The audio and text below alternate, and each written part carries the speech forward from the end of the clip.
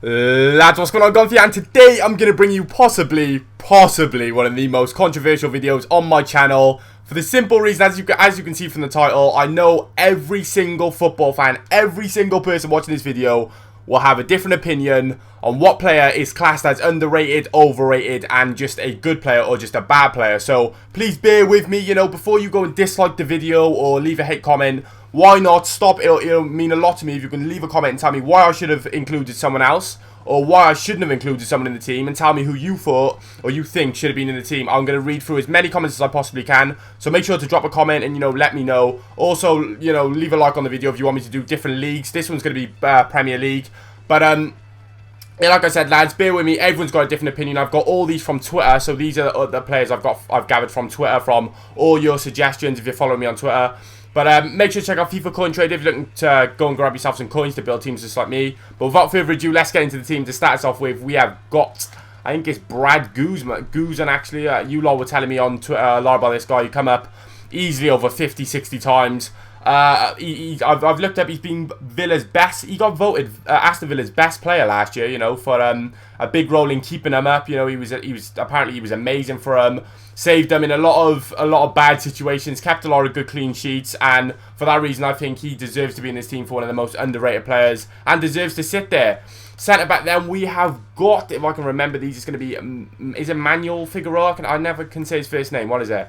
Maynor Figueroa, that's the one. Originally he was playing left back, I think, from what I was reading, but his defensive stats have been amazing, winning 67% of his tackles. What was it? He's created 15 chances going forward, which is amazing for a centre-back. That is fucking ridiculous.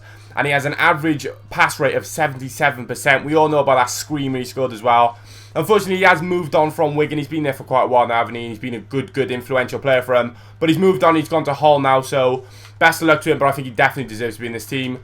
Next to him, then, we have got, as an Arsenal fan, I'm loving this, Koscielny, a.k.a. Boscielny. I don't even need to read from any stats. I know for a fact him and Mertesacker together towards the end of the season conceded 4 goals in 10 games. That is amazing. The partnership between him and Mertesacker was unbelievable. Koscielny, when he first came to the club, was an absolute load of fucking garbage. And now look at him, he's like one of the best defenders in the Premier League in my opinion. I think he's amazing now. He scored vital goals. He scored 2 vital goals actually. He scored a goal against Newcastle. I think it was the last game of the season when we won 1-0. And he also scored that goal against Man City to get us a draw. So he's popped up and scored vital goals as well. And I think he's just an amazing player, Koscielny. He's definitely going to be one of the best defenders in the world soon. He's constantly improving. Right back then we have got, who actually have we got? Oh, we got Matty Loughton.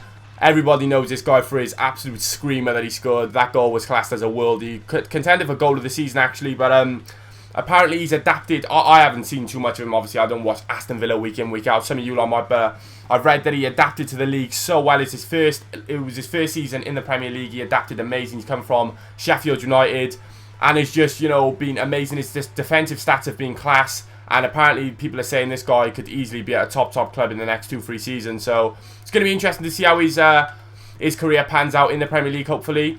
Left back then we have got Butner, my nigga Butner, who, I love him on this game. I think he's one of the best left backs in the Premier League. I remember when the game first came out, I love him. As in real life, I've never really seen him play. I think I've seen him play once.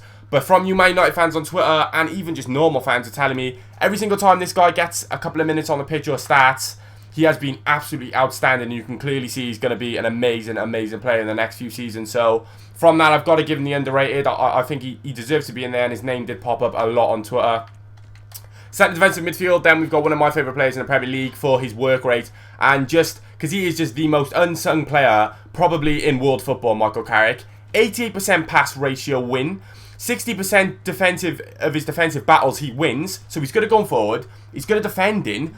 He's just an all-round amazing, really good, gritty, nitty-gritty work. Like, he'll get back, do the work. He'll even go forward, pluck a pass, a dream, and everyone knows. I think he's getting slightly more, because so many people are raving about how unsung and how underrated he is. People are starting to actually rate him more now for who he is. But in terms of what he does, his work rate for Man United is absolutely, it's just unbelievable. And he definitely 100% deserves to be in this team.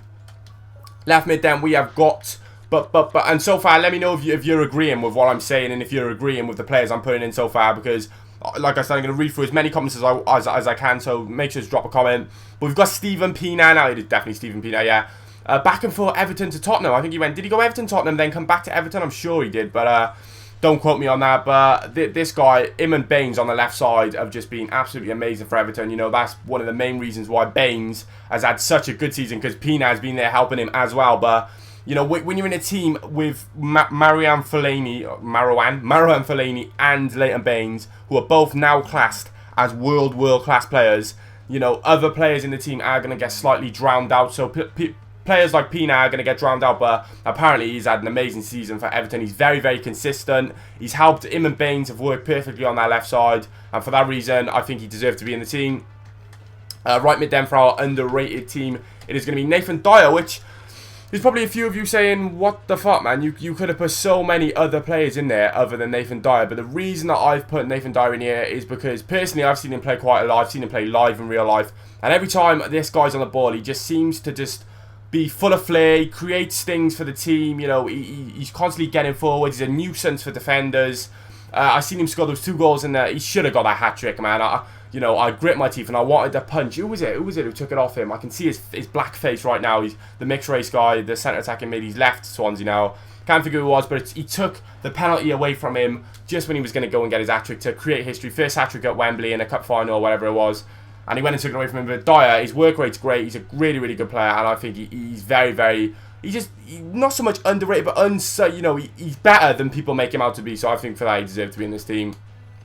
Centre attacking mid then, we have got Dembele, who at first I didn't really even think to include. I didn't really know. Well, I know Dembele's a good player, but I didn't really think he was underrated. But when I saw you lot telling me that he got 84% tackles won with a 91% accuracy, he's great defensively and he's strong, and I just thought, you know what, actually this guy really is sick. He's better than I actually thought, man. Those 84% tackles won and 91% pass accuracy, that's like basically being a defensive attacking midfielder, but you can also pass the ball as well.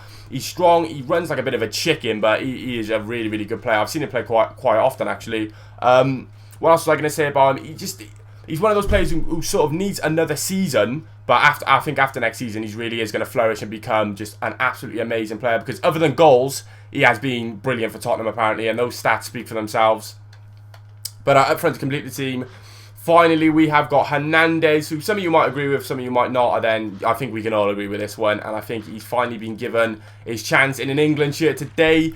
I think it was today was announced. You might be seeing this tomorrow, so yesterday for you lot seeing this, Ricky Lambert actually is going to be in the England squads to get his first England cap with Wayne Rooney against Scotland in a friendly next, I think that's next Saturday, the Saturday coming up, so should be interesting to see. He's been amazing. He scored, how many goals have he scored? I got it written down here somewhere. 78 goals in 3 seasons he scored, which is absolutely unbelievable. He's just an amazing striker. He's one of those players who, if you're a good footballer and you're a technical footballer and you know a lot about football, you know you don't want to be coming up against him, because he's good in the air, he's technically good on the ball, his ability to just pass, to do everything, he's amazing. And if it wasn't for his age, he's like 31 now, and he would definitely be at a top club, because this guy knows how to score fucking goals. And we got Hernandez, who you're probably thinking, you know what, he's a sub and he's a super sub, and when he comes on he does it. But like Jacko, in the words of Edin Dzeko once said, nobody wants to be that super sub. No one wants to be that guy. And Jacko's right, no one wants to be the guy. You want to be the Van Persie who's starting week in, week out. You want to be the I don't know, I can't think off the top of my head now, the Ronaldo. You don't want to be the guy who's coming on as a sub and scoring goals, even though it's good, and it's a good little tactic that Alex Ferguson used him for. You don't want to be that guy, do you? You want to be the guy starting, you want to be the guy who's scoring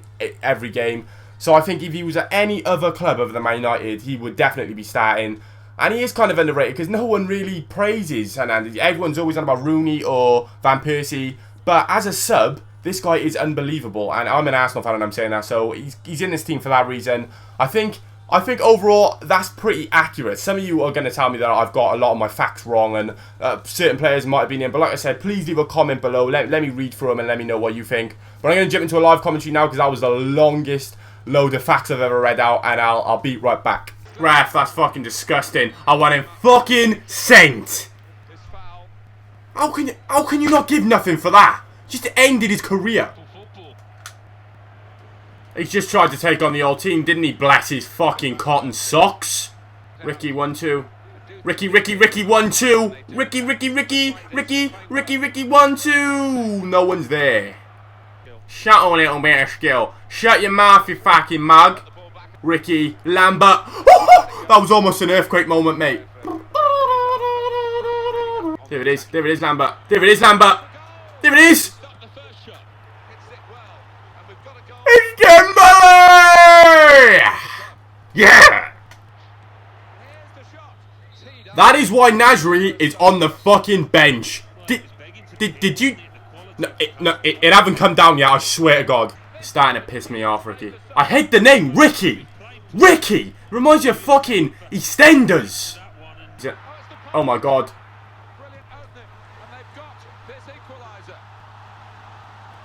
FIFA fucking AIDS. FIFA HI fucking V. It's my boy Hernandez. He just does the deed when needed. Fucking legend, mate. Fucking legend. That's not a free kick. It's not my fault that Ricky Lambert weighs 25 stone.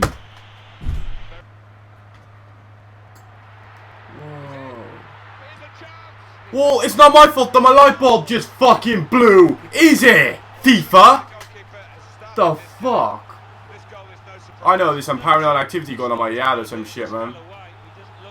Jesus. I've just lost 4-2 after having 23 shots and 15 on target, and I just lost 4-2. I am actually... Right, I'm going to go away and I'm going to go and get good at FIFA because I am absolutely shit. If you've enjoyed the video, please like, comment, subscribe. Peace.